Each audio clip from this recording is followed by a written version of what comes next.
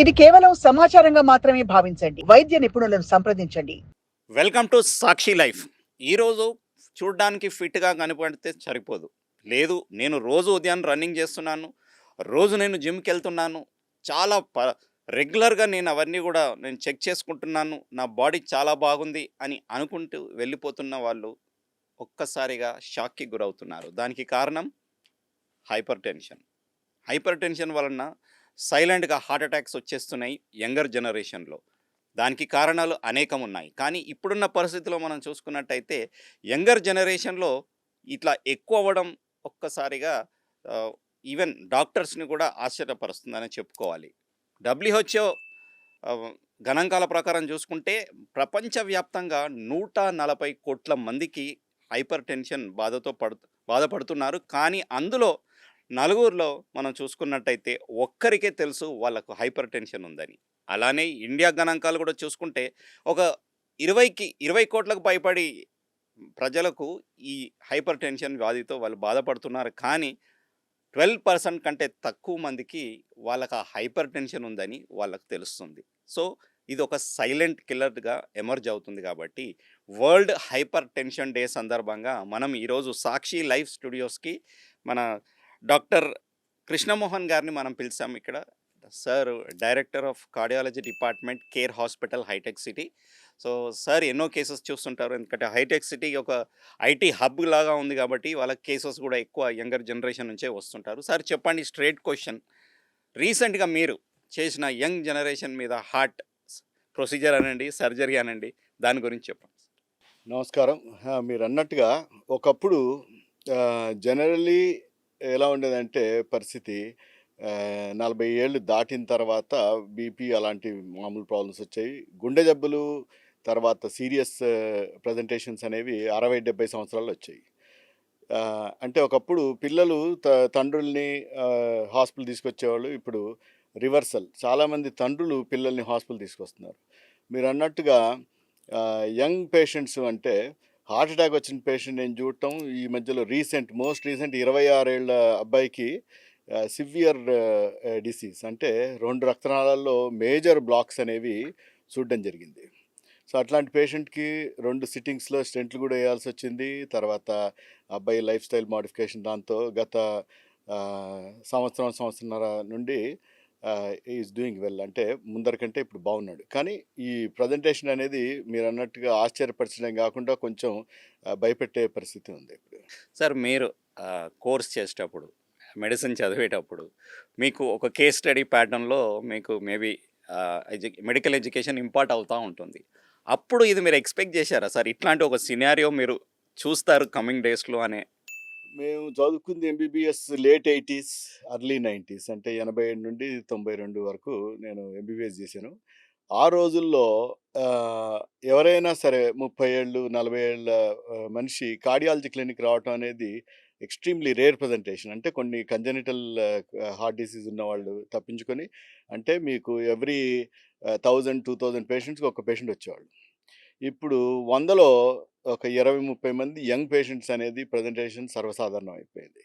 Sir ఇప్పుడు అంటే ఈ యంగ్ జనరేషన్‌లో how is the women ratio sir? దీనికి ఈ బారిన పడుతున్న వారి సంఖ్య ఎక్కువుందా? తక్కువుందా? ఈక్వల్‌గా ఉందా? ఇన్ జనరల్ ఓవరాల్‌గా చూసుకుంటే ఇప్పుడు ఈ రేషియో అనేది విమెన్ కొంచెం ఇంకా స్టిల్ ఇట్ ఈస్ లెస్. అంటే బై డిఫాల్ట్ మగవాళ్ళకి గుండె జబ్బులు వచ్చే రిస్క్ ఎక్కువ ఉంటుంది. ఆడవాళ్ళకు మరీ తక్కువ ఉండేది. ఎస్పెషలీ ప్రీ మెనోపాజల్ అంటే 40, 45 ఏళ్ళు తక్కువ వాళ్ళు చాలా చాలా తక్కువ వచ్చేవాళ్ళు. ఇప్పుడు ఆ పర్సెంటేజ్ కూడా గ్రాడ్యువల్‌గా పెరుగుతా ఉంది. సో ఇది అంటే it is worrying trend and కొత్త ట్రెండ్. ముందరలాగా కాకుండా చాలామంది ప్రజెంటేషన్ అనేది ఇప్పుడు ఈ మధ్య నేను ఇందాక అన్నట్టుగా సర్వసాధారణం అయిపోయింది. టీన్స్‌లో ఏమన్నా చూస్తున్నారా సార్? అంటే జెన్‌జీ కిడ్స్ కూడా చాలా వయలెంట్‌గా, అగ్రెసివ్‌గా నేచర్‌లోకి ఎళ్తున్నారు. క్రైమ్స్‌లో కూడా వాళ్ళు పాల్గొంటున్నారు. మేబీ అబ్యూస్ కూడా ఉండొచ్చు. డ్రగ్ అబ్యూస్ అట్లాంటియి. వాళ్ళలో ఏమన్నా మీకు ఈ hypertension levels up and down కనబడుతున్నాయా సార్? తప్పకుండా. అంటే టీన్స్‌లో ఫార్చునేట్‌లీ ఇంకా ఇది చాలా ప్రబలంగా లేదు. అంటే చాలా ఎక్కువ మందికి రావట్లేదు. బట్ రేర్‌లీ ఎస్పెషల్లీ ఈ డిగ్రీ కాలేజు పిల్లలు వీళ్ళకి గూడాను ఈ గుండె రేట్ పెరగటం, కొద్దిగా బీపీ పెరగటం, ఆ తర్వాత ఒబేసిటీ అంటే బరువు ఎక్కువ పెరగటం, యాంగ్జైటీ అంటే గుండె దడ, ఈ పాల్పిటేషన్స్ అనే సిమ్టమ్‌తో రావటం అనేది ఈ మధ్య కామన్‌గా జరుగుతా ఉంది. అగైన్ ఇది ఒకప్పుడు మేము స్టూడెంట్స్‌గా ఉన్నప్పుడు ఇది ఊహించింది కాదు. At least we were not hoping this will happen. Sir ఇప్పుడు ఈ మొత్తం సినారియోలో sir how much is the genetic thing dominating over this particular conditions sir? Genetic అనేది అప్పటికి ఇప్పటికి మారలేదు. అంటే మన జీన్స్ అనేవి మారవు. కానీ ఇప్పుడు ఎన్విరాన్మెంటల్ కాజెస్ అంటారు. అంటే ఒకప్పుడు నేను ఇందాక అన్నట్టుగా 2, 3 వేలకు ఒక కేస్ వచ్చేది. ఆ జెనెటిక్ ప్రిడిస్పోజిషన్ అనేది ఇప్పటికి కూడాను exactly more or less same. కానీ ఇప్పుడు కొంచెం నంబర్ పెరిగింది అంటే అవేర్‌నెస్ పెరగటం, తర్వాత ఈ డయాగ్నోస్టిక్ కేపబిలిటీస్ పెరగటం వల్ల అవి మేబీ ఒక 1, 2% పెరిగిండొచ్చు. కానీ మిగతా 98% ఏదైతే ఉన్నాయో ఇవన్నీ ఇట్లాంటి పేషెంట్‌లలో ఆర్ యంగ్ జనరేషన్‌లో ఇవన్నీ లైఫ్ స్టైల్ రిలేటెడ్ అంటారు. అంటే నంబర్ 1 యాక్టివిటీ తగ్గింది.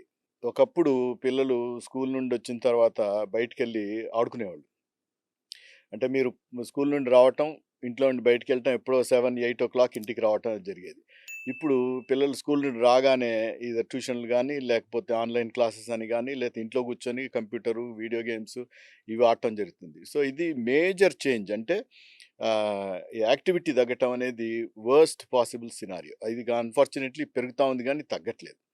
Second most common thing, parents ఇద్దరు పని చేయటం వల్ల ఫుడ్ అనేది ఇంట్లో వండుకోవటం కంటే పిల్లలు వాళ్ళంతకు వాళ్ళు ఆర్డర్ చేసుకోవటం. ఇప్పుడు మన స్విగ్గీలు, జొమాటోలు దీంతో ఇంట్లో కూర్చొని పిల్లలు వాళ్ళకి నచ్చిన ఫుడ్ ఆర్డర్ చేసుకోవటం. ఇది కూడాను కల్తీ సంగతి పక్కకు పెట్టినా కూడా అన్‌హెల్తీ ఫుడ్ అనేది చాలా ఎక్కువైపోయింది. అంటే వాళ్ళు బయట వాడే ఆయిల్స్ కానీ, లేకపోతే ఈ రిచ్ ఫుడ్ అంటే క్యాలరీ ఎక్కువ ఉండటం, తర్వాత ఆయిల్ కంటెంట్, చీజ్ ఇట్లాంటివి ఎక్కువ ఉండటం వల్ల ఈ జబ్బులనేవి గ్రాడ్యుయల్‌గా పెరుగుతుంది. మోరోవర్ దీంట్లో ఈ ప్రిజర్వేటివ్స్ దాంట్లో సాల్ట్ కంటెంట్ ఎక్కువుంటది. సో, ఈ ఉప్పు పెరగటం, ఈ ఫ్యాట్ పెరగటం, తర్వాత క్యాలరీలు పెరగటం వల్ల ఈ ఒబేసిటీ ఒకటి, ఈ హై బ్లడ్ ప్రెషర్ రావటం, తర్వాత కొలెస్ట్రాల్ పెరగటం, దీని ద్వారా డయాబెటిస్ గానీ, తర్వాత గుండె జబ్బులు రావటం అనేది చాలా ఎక్కువ జరుగుతుంది ఈ మధ్య. హైపర్‌టెన్షన్ మనం is termed as silent killer sir. దాన్ని సైలెంట్ కిల్లర్ అని ఎందుకు అంటున్నాం మనం? అంటే అది మనకి ఏమి ఇండికేషన్స్ ఇవ్వదా లోపట జరుగుతున్న కెమికల్ రియాక్షన్స్‌కి? ఏంటి అసలు? Why it is called silent killer hypertension? ఇది చాలా important point and very good question. వేరే చాలా జబ్బులకి మీకు సింప్టమ్స్ అనేది ఉంటాయి. అంటే ఫర్ ఎగ్జాంపుల్ గుండె జబ్బున్న మనిషి చెస్ట్ పెయిన్ రావటం, ఆయాసం రావటం, లేకపోతే ఏదో తెలుస్తా ఉంటది. ఈ హైపర్ టెన్షన్ అనేది డయాగ్నోస్ కాకపోతే ఇది పెరుగుతా ఉంటుంది. దీని ఎఫెక్ట్స్ స్టార్ట్ అవుతాయి. ఇవి ఎట్లా స్టార్ట్ అవుతాయంటే మీకు బ్రెయిన్‌లో ప్రాబ్లమ్ రావచ్చు. ఫస్ట్ ప్రజెంటేషన్ మీకు బ్రెయిన్ హెమరేజ్‌తో రావచ్చు. లేకపోతే బ్రెయిన్ స్ట్రోక్‌తో రావచ్చు. అలాగే మీకు గుండె జబ్బు ఏమైనా గుండె ఎఫెక్ట్ అవుతే ఫస్ట్ ప్రజెంటేషన్ హార్ట్ ఫెయిల్యూర్ అంటారు. Left ventricular failure. అంటే వీళ్ళు సడెన్‌గా ఆయాసం, ఊపిరితిత్తుల్లో నీళ్ళు నిండి గుండె ఫంక్షన్ తగ్గి, గుండె సైజ్ పెరిగి ఇలా రావచ్చు. లేకపోతే దీంతో ఈ హై బ్లడ్ ప్రెషర్ వల్ల రక్తనాళాలు పూడుకుపోయి హార్ట్ అటాక్స్ రావచ్చు. అవి గాకుండాను ఒక్కొక్కసారి ప్రెషర్ ఎక్కువయ్యి కంట్రోల్ లేని వాళ్ళు ఏదైనా యాక్టివిటీ చేస్తున్నప్పుడు సడెన్‌గా మేజర్ ధమని ఏదైతే ఉంటదో అయోటా అనేది అది చిట్లి అయోటిక్ డైసెక్షన్ అని అది రావచ్చు. లేకపోతే చాలామంది పేషెంట్స్‌కి ఫస్ట్ సింప్టమ్ యూరిన్‌లో బ్లడ్ రావటం. అంటే కిడ్నీ ఆల్రెడీ డ్యామేజ్ అయ్యి డ్యామేజ్ అయిపోయి. రీనల్ ఫెయిల్యూర్ అంటే వాళ్ళు తొందరలో డయాలిసిస్‌కెళ్ళే స్టేజ్ రావచ్చు. ఇలా ఈ జబ్బులు అనేది ఏదైతే ఉందో బ్లడ్ ప్రెషర్‌తో వచ్చేయి దానికి పర్టిక్యులర్ సింప్టమ్స్ అనేది ఉండదు. ఏం ఫ బయటపడవా సార్? ఏమీ బయట ఉండదు చాలామందికి.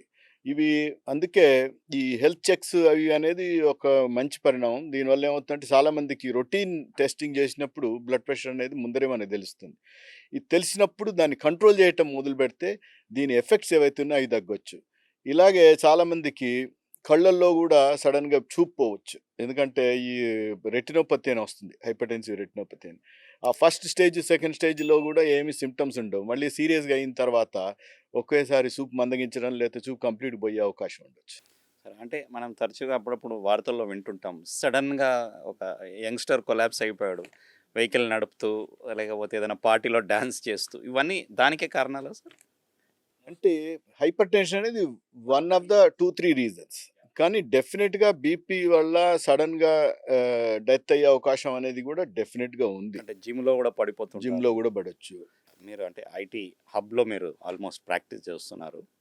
సో, మీకు వచ్చే పేషెంట్స్‌లో సార్ ఇప్పుడు ఆ ఒక లైఫ్ స్టైల్ లేకపోతే ఆ వర్కింగ్ ప్యాటర్న్ వలన కూడా అంటే సెడెంటరీ లైఫ్ లేకపోతే వాళ్ళు తీసుకునే ఫుడ్డే గానీ, ఇవి కూడా ఏమన్నా ఫ్యాక్టర్స్ దోహదపడుతున్నాయా సార్ ఫర్ దిస్ హైపర్‌టెన్షన్? తప్పకుండా. ఈ ఫుడ్ అనేది ఇందాక మనం చెప్పుకున్నట్టు దీంట్లో ఈ బయట ఫుడ్ ఎక్కువ తింటున్నారు. అంటే వీళ్ళకి పర్టిక్యులర్ వర్కింగ్ ప్యాటర్న్ లేదు. అంటే చాలామంది ఒకప్పుడు 30 ఏళ్ల కింద వర్కింగ్ అవర్స్ అంటే 9-5 10-4 లేకపోతే 10-5 అలా ఉండేది. ఇప్పుడు అబ్నార్మల్ టైమింగ్స్. ఇప్పుడు వీళ్ళకి షిఫ్ట్‌లు పొద్దున్న, మధ్యాహ్నం, రాత్రి. వీళ్ళేం చేస్తున్నారంటే రాత్రంతా ఉండడానికి బయట నుండి ఫుడ్ తింటున్నారు. కాఫీలు, తర్వాత ఎనర్జీ డ్రింక్స్ ఎక్కువ తాగుతున్నారు. ఇవన్నిటి వల్ల కూడాను మనకు బ్లడ్ ప్రెషర్ అనేది పెరగొచ్చు. ప్లస్ స్ట్రెస్ వీళ్ళందరికీ ఆహ్, కాంపిటీటివ్‌నెస్ చాలా ఎక్కువ. అంటే జాబ్ ఎప్పుడు పోద్దన్న భయం కూడా ఒకటి చాలా ఎక్కువ ఉంటుంది వీళ్ళకి. సో, దీనివల్ల కూడా బ్లడ్ ప్రెషర్ అనేది పెరుగుతా ఉంది. పెరుగుతుంది. సార్ మీరు అంటే చూస్తున్న దాన్ని బట్టి సార్ అంటే మీకు రెగ్యులర్‌గా పేషెంట్స్ వస్తుండొచ్చు. సో, వీళ్ళ నార్మల్ లైఫ్ ఎట్లుంటది సార్? అంటే వాళ్ళ స్లీప్ ప్యాటర్న్స్ నార్మల్‌గా ఉంటాయా? లేకపోతే వాళ్ళు ఇతరులతో రిలేషన్‌షిప్స్ కరెక్ట్‌గా ఉంటాయి. మీరేం అబ్జర్వ్ చేస్తున్నారు సార్? అంటే ఈ ఫ్యాక్టర్స్ కూడా కొంచెం దోహదపడతాయి అంటారు కదా సార్? వాళ్ళు పడుకునే టైంలో లేస్తున్నారు, లేసే టైంలో పడుకుంటున్నారు. బాడీలో వస్తున్న చేంజెస్ ఎంత కీలకం సార్ ఈ నేపథ్యంలో? ఈ అబ్నార్మల్ స్లీపింగ్ అవర్స్ లేకపోతే వర్కింగ్ అవర్స్ అనేవి డెఫినెట్‌గా మనిషికి ప్రాబ్లమ్ క్రియేట్ చేయొచ్చు. ఎందుకు క్రియేట్ చేస్తాయంటే ఈ హార్మోనల్ చేంజెస్ అనేవి వస్తాయి. మన బాడీ దానికి particular number of hours rest అనేది కావాలి.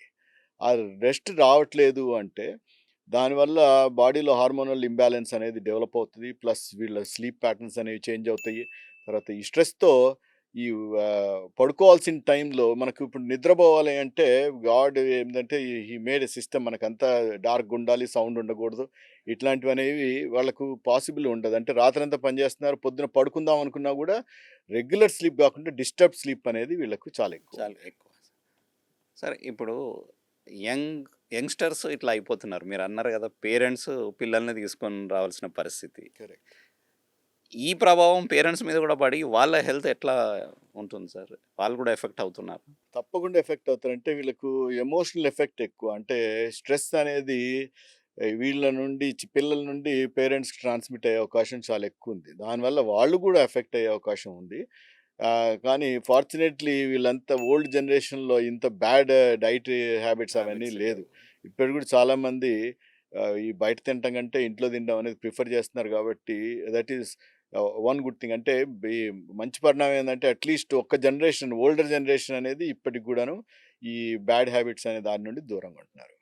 సరే ఇప్పుడు మన ఇండియన్ ట్రెడిషన్ కల్చర్‌లో అంటే లేకపోతే మన తెలుగు స్టేట్స్‌లో చూసుకుంటే ఉప్పు లేనిదే అసలు మనకు పని అవ్వదు.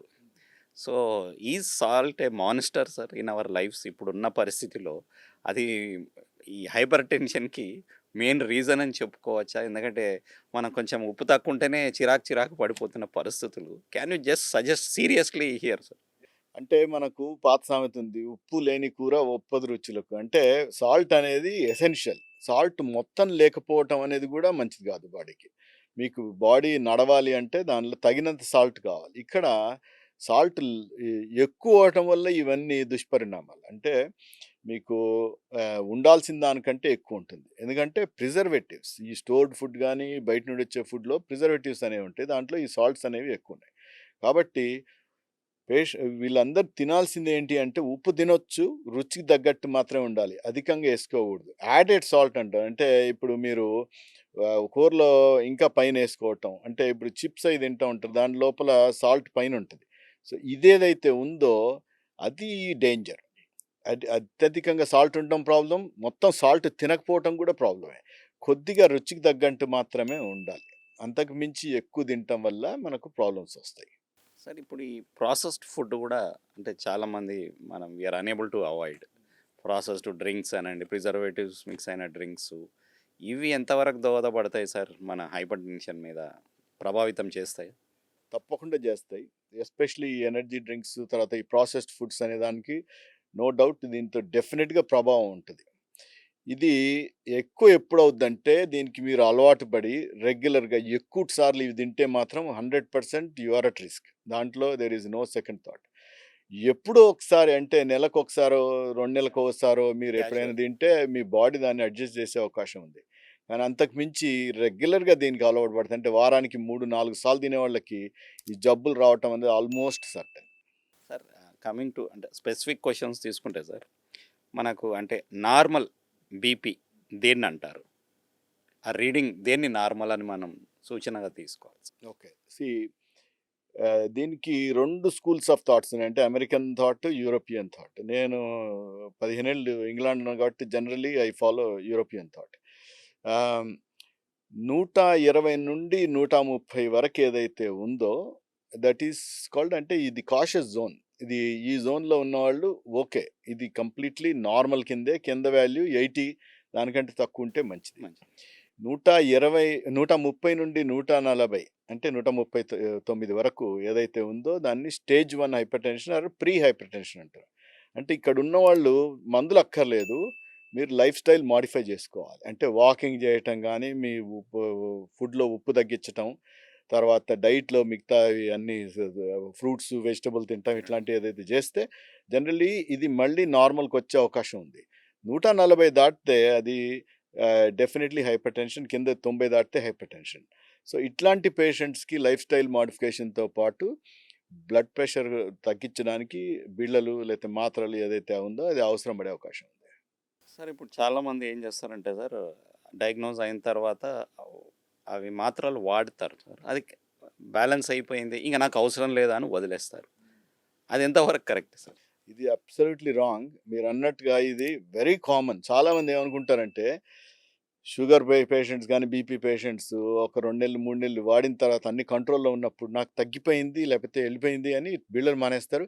ఇట్లాంటి వాళ్ళకి మళ్ళీ తిరిగిబట్టి మళ్ళీ వీళ్ళకి బీపీ పెరగటం లేకపోతే షుగర్ పెరగటం అనేది జరుగుద్ది. కాబట్టి టాబ్లెట్స్ పైన బీపీ, షుగర్ కంట్రోల్‌లో ఉంటే మీరు మళ్ళీ ఆ టాబ్లెట్స్ అనేవి కంటిన్యూ చేస్తూనే ఉండాలి. మానకూడదు. సార్ ఈ అన్‌కంట్రోల్డ్ బీపీ అయితే ఫస్ట్ ఈ పార్ట్స్ ఎఫెక్ట్ అయితాయి, సెకండ్ ఈ పార్ట్స్ అట్లా ఏమైనా ఉంటదా సార్? లైక్ ఎక్కడైనా ఎఫెక్ట్ కావచ్చా? ఇది ఎక్కడైనా ఎఫెక్ట్ కావచ్చు. అన్‌కంట్రోల్డ్ హైపర్‌టెన్షన్ అంటే అన్ని భాగాలు ఒకటేసారి ఎఫెక్ట్ అవుతాయి. అంటే మీ బ్రెయిన్, రక్తనాళాలు, తర్వాత గుండె, కిడ్నీ, తర్వాత ఈ కాళ్ళల్లో తర్వాత వాస్కులేచర్ అంటే బ్లడ్ వెసెల్స్ ఏమున్నాయి అవి కూడా ఎఫెక్ట్ అవుతాయి. సో, ఇవన్నీ 4 ఒకటేసారి అవుతాయి. ఏది ఎక్కువ, ఏది తక్కువ అనేది it varies from person to person.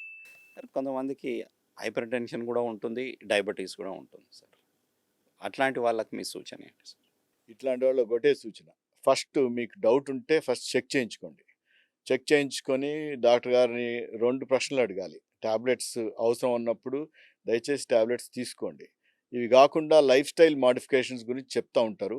ఆ లైఫ్ స్టైల్ గురించి ఏదైతే ఉందో మీరు ఆ అడ్వైస్ ఫాలో చేసి అంటే ఎస్పెషల్లీ కామనెస్ట్ నేను చెప్పేది ఒకటే. ప్రతి ఒక్కరికి ఒక గంట రోజు వాకింగ్ చేసే మనిషికి సగం జబ్బులు పోతాయి. 1 అవర్ మినిమమ్ వాక్ చేయాలి. నేను 20 నిమిషాలు చేస్తున్నాను, 15 నిమిషాలు చేస్తున్నాను. ఇవి దీనివల్ల పెద్ద ఉపయోగం ఉండదు. అంటే బ్రిస్క్ వాకింగా సార్? లేదు, నార్మల్ నార్మల్ వాక్? వాకింగ్ అయినా పర్వాలేదు. మీ మీ తాహతు తగ్గట్టు అంటే మీ బాడీ ఎంత సహకరిస్తుందో అంత. సో, జిమ్‌కెళ్ళాల్సిన అవసరం లేదు, ఏమీ లేదు. వాకింగ్ చేయటము, స్ట్రెచ్‌లు చేయటం. అంటే మనకు మామూలుగా యోగా చేసేవాళ్ళు యోగా చేసుకోవచ్చు. లేకపోతే స్ట్రెచెస్ ఏదైతే ఉన్నాయో ఇవి చేసి రెగ్యులర్‌గా ఇచ్చిన బిళ్ళలు వాడుకుంటే 100% వీళ్ళకేందంటే ఏదైనా రావాల్సిన జబ్బులు గూడా పోస్ట్‌పోన్ అవుతాయి. అంటే మీకు 30, 40 ఏళ్ళకి రావాల్సిన జబ్బులు 60, 70, 80 ఏళ్ళకొస్తాయి. సో, కొంతమందికి అవి అవాయిడ్ గూడా గావచ్చు. అంటే ఎర్లీగా డిటెక్ట్ అయ్యి ఇవి కంట్రోల్ చేసుకుంటే ఫర్ ఎగ్జాంపుల్ బరువు ఎక్కువున్న మనిషికి బీపీ, షుగర్ 2 వచ్చే అవకాశం ఉంది. బరువు తగ్గితే మీ బీపీ తగ్గవచ్చు, బిళ్ళల నుండి గూడా మీరు బయటికి రావచ్చు.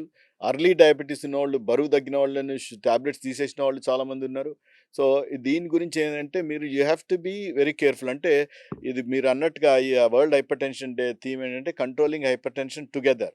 టుగెదర్ అంటే యాస్ ఎ డాక్టర్ మేము మీకు బిళ్ళలు ఇవ్వగలుగుతాం టాబ్లెట్స్. దాన్ని తగ్గించగలుగుతాం. కానీ దీన్ని నిర్మూలించగలిగేది మీరు ఫస్ట్. ఎందుకంటే మీ సొంత ఇది గూడా కోరిక గూడా ఉండాలి తగ్గించాలని. దానికి సహకరించాలంటే బరువు తగ్గటం, రెగ్యులర్‌గా ఇది చేయటం, యాక్టివిటీ, ఎక్సర్సైజ్ చేయటం, ఫుడ్ అంటే మంచి ఫుడ్ తినటం, ఫ్రూట్స్, వెజిటబుల్స్ ఇట్లాంటివి. ఇది చేయటం వల్ల మీకు ఈ బీపీ అనేది కంట్రోల్ కావటం కాదు, ఒక్కొక్కసారి మనం దాన్ని కంప్లీట్‌గా రివర్స్ చేయొచ్చు. సార్ ఇప్పుడు మనం బీపీ ఎంత ఆఫన్గా మనం రెగ్యులర్ చెకప్స్ చేసుకోవాలి సార్? ఇది ఇంపార్టెంట్. అంటే మీకు ఏదైనాను మీ ఫ్యామిలీలో హై బ్లడ్ ప్రెషర్ రిస్క్ ఉంటే మీరు ఫస్ట్ ఏం జేయాలి అంటే వీలైనంత తొందరగా చెక్ చేసుకోవాలి. ఒకవేళ గనక అది చెక్ చేసుకోవటం ఈజీ ఉంటే మీరు వారానికి ఒకసారైనా, 2 వారాలకైనా జేసుకోవచ్చు. ఎస్పెషల్లీ మీకు బీపీ ఉంటే. బీపీ లేకపోతే నెలకొకసారి, 3 నెలలకొకసారి చేసుకున్నా కూడా సరిపోతుంది. సార్ ఇప్పుడు అంటే మీరు ఐటీ హబ్‌లో మీరు ప్రాక్టీస్ చేస్తున్నారు కాబట్టి సార్, అక్కడేమన్నా ఇనిషియేటివ్స్ తీసుకున్నారా sir? IT companies to check BP or ఇది ఆఫీసెస్ దగ్గర గానీ, వాళ్ళ దగ్గర ఏమైనా ఫస్ట్ ఎయిడ్ రూమ్స్ ఉంటే అక్కడేమన్నా అట్లాంటి ఇనిషియేటివ్స్ ఉన్నాయా సార్? పెడితే తప్పకుండా. మంచిదా? తప్పకుండా. ఇది మీరన్నది ఇంపార్టెంట్ క్వెషన్. ఎందుకంటే చాలా ఐటీ కంపెనీస్‌లో ఇప్పుడు ఒక రూమ్ ఉంటుంది. అంటే డాక్టర్స్ రూమ్. అక్కడ ఒక జూనియర్ డాక్టర్ గానీ, ఎవరైనా హాస్పిటల్ నుండి స్టాఫ్ గానీ ఎళ్లి పీరియాడిక్‌గా చెక్ చేస్తారు వాళ్ళకి. సింప్టమ్స్ ఉన్నవాళ్ళే గాకుండా రెగ్యులర్‌గా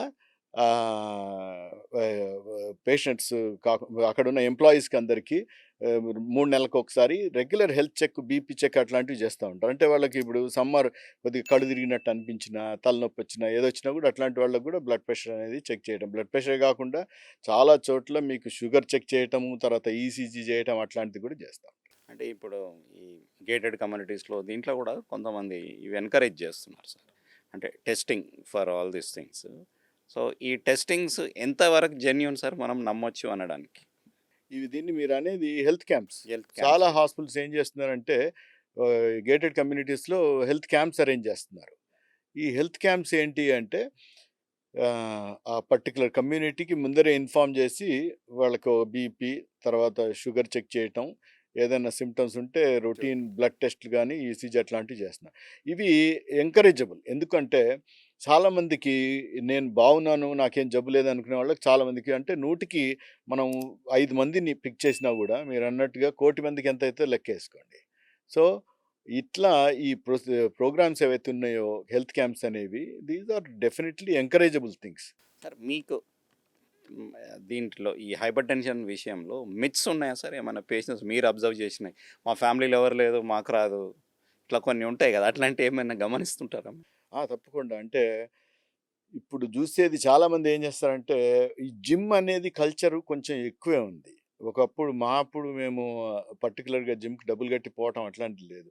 ఇంట్లో బస్కిలు తీయటం, లేకపోతే కాలేజీలో ఎక్కడైనా ఫ్రీ జిమ్ ఉంటే జేయటం తప్పించుకొని, డబ్బులు గట్టి జిమ్ పోవటం అనేది వెరీ అన్‌యూజువల్. అంటే నేను మాట్లాడేది 40 ఏళ్ల కింద అట్లాంటి కల్చర్ లేదు.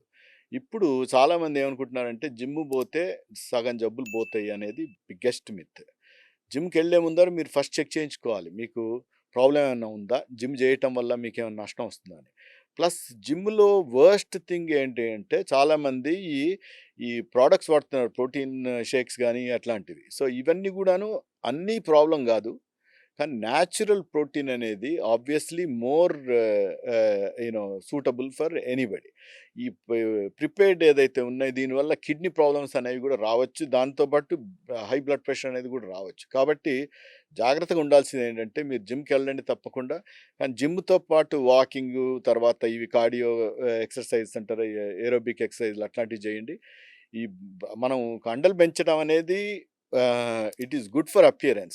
అంతకు మించి పెంచాలనుకుని వేరే ఈ అడ్డదారుల్లో పెంచాలనుకుంటే స్టెరాయిడ్స్ కానీ, లేకపోతే ఈ ప్రోటీన్ షేక్స్, పౌడర్‌లు ఇవి చాలా డేంజరస్ థింగ్స్. దీనివల్ల అప్పుడు ఇమ్మీడియేట్‌గా కాకపోయినా లాంగ్ టర్మ్‌లో చాలా సీరియస్ జబ్బులొస్తాయి. సార్ ఇప్పుడు ఉన్న దీంట్లో సార్ అంటే coming back to the youngsters situation. ఈ మధ్య కాలంలో మీరేదైనా బైపాస్ ఏమైనా చేశారా సార్? అంత సివియర్‌గా ఉన్న సిట్యుయేషన్ యంగ్‌స్టర్స్‌లో చూసి. ఈ మధ్య కాలంలో కాదు. లాస్ట్ 10 ఇయర్స్ నుండి నేను చాలా మందికి 28, 30, 31, 35 అంటే 40 లోపల బైపాస్ అనేది ఒకప్పుడు almost like unheard of. Except అంటే కంజెనిటల్ డిసీజ్ అంటే వాళ్ళ ఫెమిలియల్ డిస్లిపిడిమీ అంటారు. వాళ్ళకి ఇట్లాంటి జబ్బొచ్చే అవకాశం ఉంది. కానీ ఇప్పుడు ఈ యంగ్‌స్టర్స్‌లో బైపాస్ రికమెండేషన్ అనేది చేయటం అనేది నేను ఇంటర్వెన్షనల్ కార్డియాలజీ స్టెంట్లు అవి ఏయటం, తర్వాత పేస్ మేకర్‌లు, యాహ్! డీఫిబ్రిలేటర్‌లు ఏస్తాం గానీ, బైపాస్ చేయటం అంటే రికమెండేట్ చేయటం అనేది గూడా ఈ మధ్య చూడటం జరుగుతా ఉంది. ఎందుకంటే వీళ్ళు మిడ్ 20స్‌లో జాబ్ స్టార్ట్ చేస్తున్నారు. మిడ్ 20s నుండి వీళ్ళు లైఫ్ స్టైల్ చేంజెస్ ఉన్నాయి.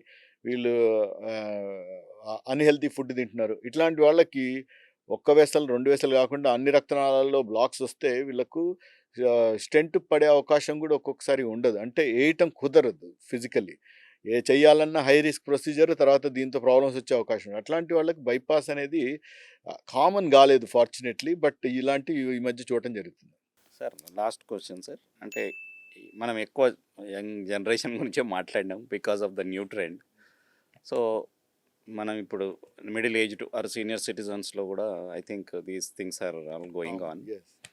అండ్ వాళ్ళ పిల్లల్ని చూసి కూడా వాళ్ళు అప్సెట్ అవుతుండొచ్చు. వాళ్ళకు మీరందరూ ఎట్లాంటి సూచనలు ఇస్తారు sir? How to maintain their health? Fortunately ఇప్పుడు మన ఓల్డర్ జనరేషన్, సీనియర్ సిటిజన్స్ వీళ్ళందరికీ ఏంటంటే వాళ్ళ డైట్ హ్యాబిట్స్ కానీ అవి బాగున్నాయి. ప్లస్ మీరు చూస్తే ఎనీ గేటెడ్ కమ్యూనిటీ పార్కుల్లో చూస్తే మీకు వాకింగ్ చేస్తా కనబడేది 80% people who are retired or senior citizens. So వాళ్ళ లైఫ్ స్టైల్ బాగుంది, వాళ్ళ ఫుడ్ బాగుంది, అండ్ వాళ్ళకి ఇచ్చిన బిళ్ళలు 100కి 95 మంది డెఫినెట్గా రెగ్యులర్గా వేసుకుంటారు. ఓవరాల్గా చూస్తే కంప్లైంట్స్ అంటే ఇప్పుడు మీరు 100 మంది బీపీ పేషెంట్లకు మీరు బిళ్ళలు ఇస్తే 65 మంది మాత్రమే సరిగ్గా వేసుకుంటున్నారు, 35 మంది వేసుకోవట్లేదు. 1/3 వీళ్ళు బిళ్ళలు ఎప్పుడు సరిగ్గా వేసుకోవట్లేదు, మిస్ అవ్వటము లేకపోతే మానేయటం చేస్తున్నారు. ఇట్లాంటి పేషెంట్లు డైరెక్ట్ రిస్క్. ఈ 2/3 అనే వాళ్ళకి ఏంటంటే ఈ ప్రాబ్లమ్స్ ఏమీ ఉండవు. ఫ్యూచర్లో కూడా ఏమైనా ప్రాబ్లం వచ్చే అవకాశాలు కూడా తక్కువ. Sir world hyper tension day సందర్భంగా మీరు ఒక షార్ట్ టిప్స్ అనండి, ఎందుకంటే ఇట్స్ ఎ సైలెంట్ కిల్లర్ అంటున్నారు మీరే. సో ఈ సైలెంట్ కిల్లర్ని ఎట్లా ఎదుర్కోవాలో సింపుల్గా చెప్పండి sir, for all age groups పీపుల్కి. మనం మాట్లాడుకున్న దానిలోనే అవన్నీ సమ్మరీ చేస్తే మీకు అన్ని టిప్స్ వచ్చేస్తాయి. First and foremost important thing ఏంటి అంటే మనకు ఫిజికల్ యాక్టివిటీ అనేది కావాలి. డైలీ డెఫినెట్గా 1 గంట వాకింగ్ చేయడానికి ట్రై చేయండి, స్ట్రెచెస్ చేయండి. ఇది మోస్ట్ ఇంపార్టెంట్. దాంతోపాటు ఈక్వల్లీ ఇంపార్టెంట్ ఏంటి అంటే గుడ్ డైటరీ హ్యాబిట్స్, అంటే ఫ్రూట్స్, వెజిటబుల్స్. ఫ్రూట్స్ కొంతమంది డయాబెటీస్ ఉంటే ఫ్రూట్స్ తినలేరు. ఇట్లాంటి వాళ్ళు వెజిటబుల్స్ తినండి, ఉడకబెట్టిన కూరగాయలు కానీ అవన్నీ దాన్ని కొంచెం పెప్పర్ అది వేసుకొని తినొచ్చు. ఇవి కాకుండాను ఇదేం చేస్తుంది అంటే మీరు ఈ కార్బోహైడ్రేట్ శాతాన్ని తగ్గిస్తుంది. మీ పొట్ట సగం నిండుండి దానిపైన మీరు తింటే అదొకటి తగ్గుద్ది. So exercise, good diet, never smoke. ఒకవేళ మీరు ఆల్రెడీ తాగుతూ ఉంటే అది మానేయండి. ఎక్సెస్ ఆల్కహాల్ అంటారు. ఈ ఆల్కహాల్ ఎక్కువ ఉన్నా కూడా మీకు ఈ బ్లడ్ ప్రెషర్ అనేది 4-5 పాయింట్స్ పెరగచ్చు. సో అది తగ్గించాలి. ఇవి కాకుండాను మీకు ఎప్పుడైనాను డౌట్ ఉంటే ఫస్ట్ రెగ్యులర్గా చెక్ చేయించండి, తర్వాత రెగ్యులర్గా చెక్ చేయండి. And finally another most important thing ఏంటి అంటే మీకు ఏదైనా డాక్టర్ గారు మందులు ప్రిస్క్రైబ్ చేస్తే అవి రెగ్యులర్గా వాడండి, రెగ్యులర్గా ఫాలో అప్ చేసుకోండి. ఎలాగ ఎప్పుడైనా తలనొప్పి కానీ, ఛాతీ నొప్పి, ఆయాసం, లేకపోతే యూరిన్లో ఏదైనా ప్రాబ్లం అనిపిస్తే వెళ్ళి చూయించుకోండి. ఈ 5 పాయింట్స్ మీరు ఫాలో చేస్తే generally you will be safe. Thank you doctor గారు, మీ అమూల్యమైన టైం తీసుకొని మా వ్యూవర్స్కి చాలా ఇంపార్టెంట్ విషయాలు చెప్పారు. So world hyper tension day సందర్భంగా హైపర్ టెన్షన్ ఒక సైలెంట్ కిల్లర్ అనే విషయాన్ని మీరు బలంగా నమ్మాలి. సో అది సైలెంట్ కిల్లర్ కదా అని భయపడడం కాకుండా అది easily preventable, detectable and treatable అని డాక్టర్ గారు స్పష్టం చేశారు. సో ప్రతి ఒక్కరు కూడా డాక్టర్ గారు చెప్పిన లైఫ్ స్టైల్ చేంజెస్ని మనం పాటిస్తూ ఎక్కడ అవసరం ఉందో అక్కడిని మెడిసిన్ తీసుకుంటూ ఈ సైలెంట్ కిల్లర్ని మనం కిల్ చేసే పరిస్థితిలోకి వెళ్ళాలి. ఆ పరిస్థితి రావాలనే దానికే ఈ వరల్డ్ హైపర్ టెన్షన్ డే యొక్క ముఖ్య ఉద్దేశం. సో దీన్ని అందరు కలిసికట్టుగానే దీన్ని మనం ఈ సైలెంట్ కిల్లర్ని మన సమాజం నుంచి తీసేయచ్చని చెప్తున్నారు. సో ఇది ఈ వీడియోలో మనం హైపర్ టెన్షన్ గురించి తెలుసుకునే ప్రయత్నం చేసాం. నెక్స్ట్ వీడియోలో మరో హెల్త్ విషయం గురించి తెలుసుకునే ప్రయత్నం చేస్తాం. అప్పటి వరకు సెలవు.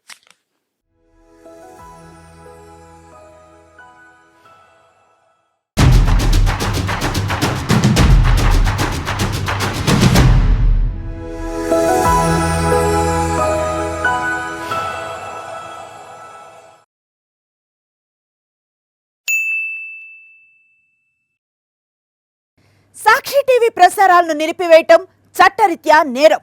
సాక్షి టీవీ ప్రసారాల కోసం మీ స్థానిక కేబుల్ ఆపరేటర్ను వెంటనే సంప్రదించండి. DTHలో, ఇంటర్నెట్లో కూడా సాక్షి టీవీ ప్రసారాలను వీక్షించవచ్చు.